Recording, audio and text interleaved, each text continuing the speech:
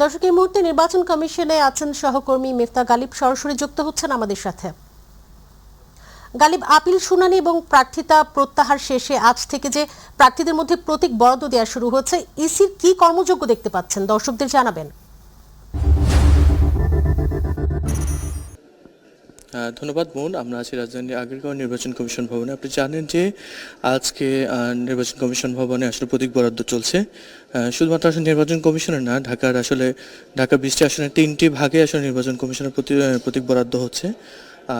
নির্বাচন কমিশনে ঢাকা 13 এবং ঢাকা 15 প্রতীক বরাদ্দ হয়েছে। এছাড়া বিভাগীয় কমিশনের কার্যালয় সেখানে আসলে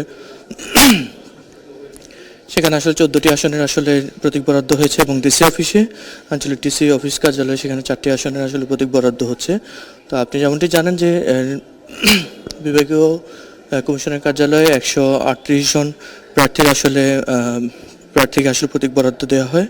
আর এখানে নির্বাচন কমিশন ভবনে ঢাকা 13 এবং ঢাকা 15 আসনের ঢাকা 13তে 9 জন প্রার্থীর প্রতীক বরাদ্দ দেওয়া হয় এবং ঢাকা 15 আসনে 8 জন প্রার্থী, টোটাল 17 জন প্রার্থীর প্রতীক বরাদ্দ দেওয়া হয়।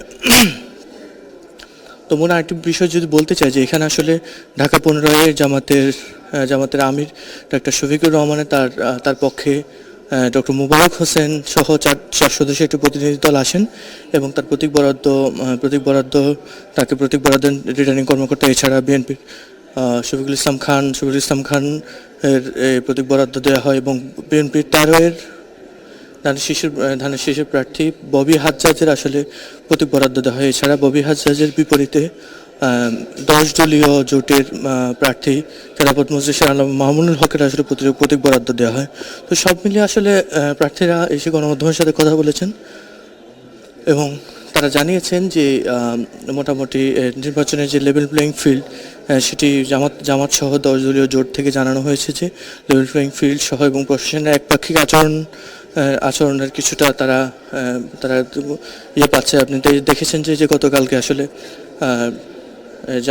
জামাতের আমির ডক্টর শফিকুর রহমানের ঢাকা 15 আসনে আসলে মূলত একটি সংঘর্ষ ঘটনা হয়। সেক্ষেত্রে আসলে জামাত জানিয়েছে যে আসলে প্রশাসন তাদের যে একপাক্ষিক আচরণ নিয়ে তারা রিটার্নিং কর্মকর্তার কাছে তারা আসলে অভিযোগ জানিয়েছে। এছাড়া বিএনপি প্রার্থীদেরকে জানানো হয় যে না, আসলে তারা এই অভিযোগ প্রত্যাখ্যান করে তারা আসলে মূলত এই ধরনের যে জামাত থেকে তারা আচরণবিধি লঙ্ঘনের অভিযোগ আনেন।